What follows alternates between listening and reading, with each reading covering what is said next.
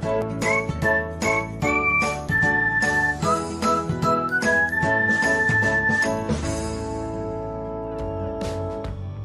everyone, welcome back to another episode of Technologyglance.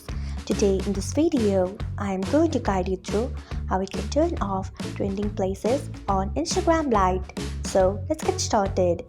Firstly, open Instagram Lite app in your device. Then tap on your profile icon if you haven't. Next tap on three lines icon. After that, tap on settings. Next tap on notifications.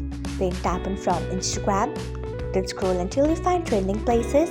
After that, you can see the option of off. Tap on it. So this is how you can turn off trending places on Instagram Lite. Thanks for watching. If you found this guide helpful, we would love it if you hit the thumbs up button below. We upload great new tech tutorials like this one every day. So do not forget to subscribe to our channel and hit the bell icon so that you'll never miss another update.